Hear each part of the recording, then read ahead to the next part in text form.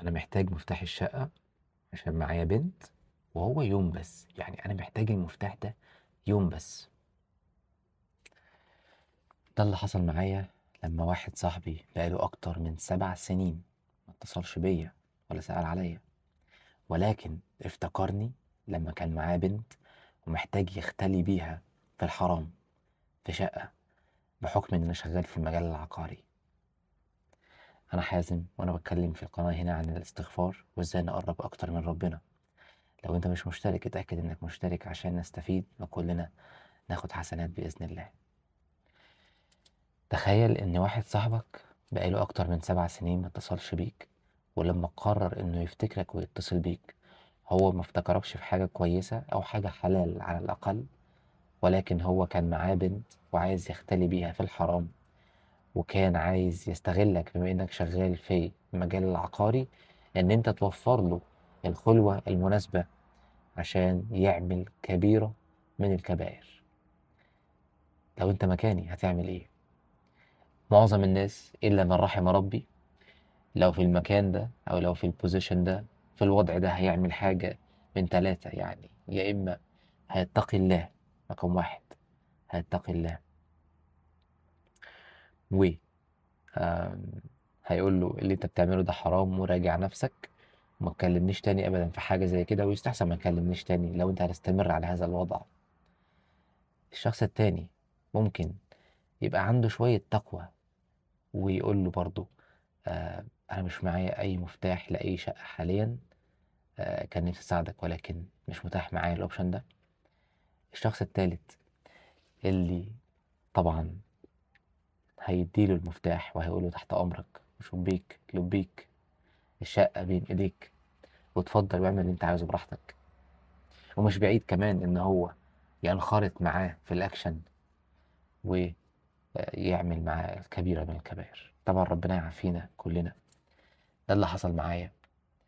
وساعتها انا عايز اقول لكم صاحبي ده للاسف يعني هو بالنسبه لي كان اختبار من ربنا سبحانه وتعالى، من الاختبارات اللي هي من نعومه الاظافر، يعني من ايام المراهقه، ايام ما انت بقيت مسؤول ومكلف اعتقد يعني.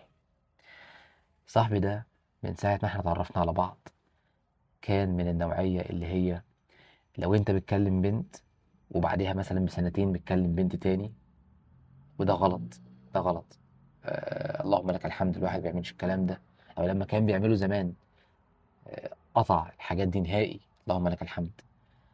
لو انت بتعمل يعني ب- بتكلم بنت اللي هو مثلا نظام خروجات او كلام في التليفون والكلام ده كل سنة، بنت مختلفة مثلا مرة، او يعني في فواصل. صاحبي ده كان من النوع اللي هو ممكن يكلم بنتين وثلاثة واربعة في نفس الوقت، في نفس الوقت. ولما كان بيخرج معاهم كانوا بيصرفوا عليه، هو ما بيصرفش عليهم جنيه، كانوا هم اللي بيصرفوا عليه. ف يعني الله اعلم، اعلى واعلم ده كان بيحصل ازاي، بس مش عارف يعني. طبعا صاحبي ده افتكر له موقف ان احنا في مره كنا ماشيين مع بعض في الشارع، واحنا ماشيين فقال لي حازم شايف البنت اللي بتمشي وبتمد بسرعه دي؟ فقلت له اه. قال لي البنت دي بتمد عشان مش عايزاني اشوفها عشان كانت ماشيه معايا، خايفه ان انا افضحها او حاجه، او عشان دي منطقتها يعني. الموضوع سيء، الموضوع سيء. بس انا ساعتها آه يعني كنت واخد الموضوع، يعني مش عايز اقول بحساسيه ولا ب تقوى قوي، ولكن كنت عادي. كنت عادي لو حد قال لي حاجه زي كده من زمايلي وكده، كان الموضوع مثلا مش هضحك عليه، بس كنت في نوع من انواع اللي هو الهدوء ومش حاسس بحاجه، يعني اللي بيحصل ده عادي. للاسف للاسف. آه طبعا اليوم ده عدى، وعدى وراه بقى لما انا نقلت السكن لمكان جديد يعني. عدى على الموضوع ده 7 سنين او اكتر، الله اعلم واعلم، مش فاكر قوي يعني الارقام او المده. المهم ان صديقي ده جه بعد 7 سنين تقريبا تواصل معايا. انا كنت قاعد في المكتب بحكم ان انا شغال في المجال العقاري وكده، فلقيت تليفوني بيرن. فمسكت التليفون ببص، فلقيت صاحبي ده.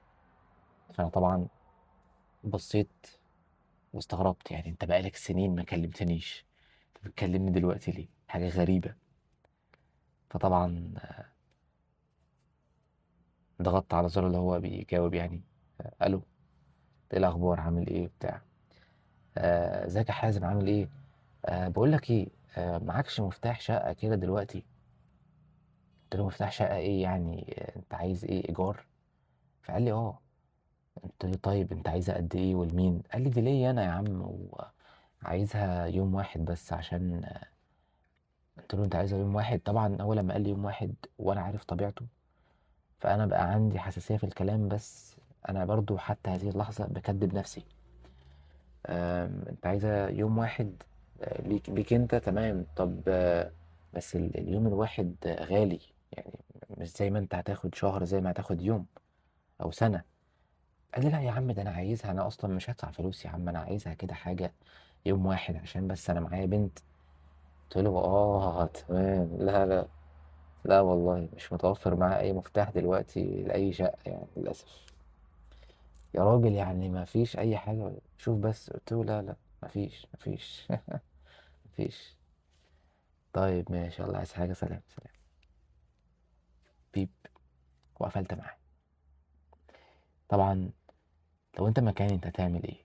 واحد بقاله 7 سنين تقريبا ما اتصلش بيك وما سألش عليك، ولما فكر انه يكلمك بيكلمك عشان يرتكب كبيرة من الكبائر، وانت هتبقى شريك فيها وهتاخد نفس الذنب. لو انت مكاني هتعمل ايه؟ طبعا انا حمدت ربنا ان ربنا الهمني الصواب. قلت له لا، مش معايا. مع ان كان معايا تقريبا اكتر من 5 شقق ايجار مفروش، واقدر ان انا اديله المفتاح، ولكن انا مش هعمل حاجه زي كده. الحمد لله، اللهم لك الحمد. فدي كلها اختبارات من ربنا. فانت لو مكاني هتعمل ايه؟ طبعا انا بقيت في حاله ذهول، ان انت بقالك فتره ما كلمتنيش وبتكلم عشان خاطر حاجه زي كده. دي حاجه سيئه جدا يعني. وده خلاني وده سبب ان انا بعمل فيديو النهارده، ان انا براجع نفسي. هو ممكن صاحبك يدخلك النار زي ما هدخلك الجنة؟ وأنا عايزك أنت تستنتج الاستنتاج ده، وتقولي في التعليقات اللهم إني أستغفرك وأتوب إليك. الاستغفار حاجة جميلة جدا يا جماعة، هيبعدك عن أي حاجة حرفيا. تمام. ده غير إن ليه فضل عظيم في النعم بتاعت ربنا وهكذا يعني. فاكتب لي في التعليقات اللهم صل وسلم وبارك على سيدنا محمد، واكتب اللهم إني أستغفرك وأتوب إليك. وقول لي رأيك، لو أنت مكاني هتعمل إيه؟ أنا عايز أعرف. فاللي حصل ده خلاني انا بعيد التفكير وبعيد الذاكرة، وبقول هو ممكن ربنا سبحانه وتعالى يبقى بيختبرنا من ايام المراهقة، يعني من ساعة ما هيبدأ يتكتب عليك اعمالك بيتم اختبارك. واضح ان هذه حقيقة، والشيطان مش هيسيبك، وهيفضل على مدى السنين بيحاول ان هو يوسوس لك ويوقعك. لازم يوقعك، ان هو يعني اقسم بان هو هيوقع اكبر عدد من المؤمنين، مش المسلمين بس، المؤمنين. خلي بالك من الكلام ده. تمام. فزي ما هيكون في صاحب هيوديك النار، برضه في صاحب تاني هيوديك الجنة. بس الفكرة من تخالط. انت بتخالط مين؟ صاحبك هو مرايتك، صاحبك هو نهايتك، صاحبك اللي انت بتقعد معاه على القهوة، البلاي ستيشن، الخروجات، مفيش اي مشكلة. ولكن انا عايزك تسأل نفسك سؤال: هل لما حد من زمايلك بيتكلم عن سيرة البنات والخروجات والحاجات الحرام والغلط دي، بيكون رد فعلك ايه؟ هل رد فعلك انت بتنصحهم وبتقومهم، ولا بتقعد ساكت، ولا بتضحك، ولا بتهزر، ولا كمان بتجاريهم في نفس النمط وفي نفس الكلام، وبتاخد نفس الذنب، وكل ده بيتسجل عليك؟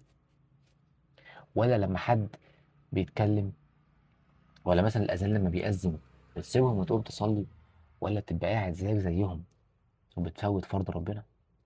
فأنا مش جاي أحاسبك على قد ما أنا أوعيك، أنا عايز يا حبيب قلبي إن أنا أوعيك، أنت أخويا. أنا وقعت في كل ده، كان الأذان بيصلي وأبقى قاعد على القهوة، كان المؤذن بيقول يعني حي على الصلاة، حي على الفلاح، وأبقى أنا قاعد مكاني. آآ وبيكون غصبٍ عني، أحيانًا بيبقى عندي القدرة، يعني أبقى أنا عندي الرغبة من جوايا عايز أقوم أصلّي بس مش قادر، لإن أنا قاعد وسط ناس هيقولوا عليك إيه. بس أنا عايز أقول لك ما حدش هيروح هناك معاك، أنت هتروح لوحدك. ولقد جئتمونا فُرادى، ولو أنا غلطت في الآية صححوا لي، أنا مش شيخ، أنا باحاول أرجع لربنا، تمام؟ فلو أنا غلطت سامحوني وصححوا لي. فأنت أي نوع من الأصدقاء، هل أنت بتقوّم وبتحاول تذكّر زمايلك، وذكّر فإن الذكرى تنفع المؤمنين، والّا بتخلّي الدنيا تعدّي كده يعني مرور الكرام؟ في حاجات ما ينفعش تمُر مرور الكرام. فأنا عايز أقول لك إيه عشان ما أطوّلش عليك، إن أنت لو لقيت نَفْسك، بُص بقى، لو لقيت نَفْسك زمايلك كل يوم بتقعد على القهوة، بتروح البلاي ستيشن، بتخرج، في كلام في بنات وانتهاك للحرمات والكلام ده كلّه وذنوب وحاجات محرمة، ولقيت نفسك ما عندكش ردة فعل الشخص المسلم المؤمن التقي، اعرف إن أنت داخل باب سيء جدًا، وهيفتح عليك فتحات سيئة جدًا. احذر وخلّي بالك، احذر من تخالط. طيب تعمل إيه لو لقيت نفسك في هذا الوضع؟ لأن أحيانًا البيئة اللي إحنا فيها وإحنا مراهقين ما بيبقاش عندنا الوعي الكافي إن المكان اللي إحنا عايشين فيه أو أصدقائنا اللي إحنا بنخالطهم آآ إحنا بقينا زيّهم بدون ما ندري. طيب الوعي ده مش هييجي لوحده، الوعي ده بيحصل بفيديو أنا عامله لك زي دلوقتي، واللهم لك الحمد إن ربنا ألهمني. فنصيبك إن أنت تتفرّج على الفيديو ده وتبدأ تحسب وتعيد حساباتك. لو لقيت نفسك حياتك متشقلبة وأنت قاعد مع زمايلك وضعك كذا، يبقى لأ، غيّر من القعدة، غيّر من المكان، انعزل، غيّر أصدقائك، ابدأ غيّر الجو ده كلّه بجو تاني، وجرّب وقُل لنفسك أنا مثلًا امبارح كان وضعي مع ربنا لمّا حد بيتكلم في الحاجة الفلانية كنت عادي، ولا أتأثّر ولا أنصح ولا أذكّر بالله، وكنت واخد الموضوع عادي. بس دلوقتي لمّا أنا غيّرت المكان وانعزلت عن الناس دي، وغيّرت الأصدقاء دول، وبدأت إن أنا أركّز مع نفسي مع ربنا واتغيّرت، لأ يبقى أنا كده كنت غلط، يبقى أنا إيه، الوعي عندي بدأ يزيد، فخلاص عرفت أنا هاعمل إيه من هنا ورايح، خلاص ركّز في الكلام ده. وأخيرًا آآ يعني خلاص أنا عامةً كده خلّصت، ما فيش حاجة تانية هاقولها، ما فيش أحسن من كده يتقال. أتمنى تكون النصيحة والفايدة وصلتك. ولو أنت مش مشترك اشترك في القناة عشان تشوفني تاني إن شاء الله وأنا أشوفك وكلنا نستفيد وناخد حسنات. وبإذن الله أشوفك في الفيديو الجاي. أنا أخوكم حازم، تصبحوا على خير في رعاية الله. سلام.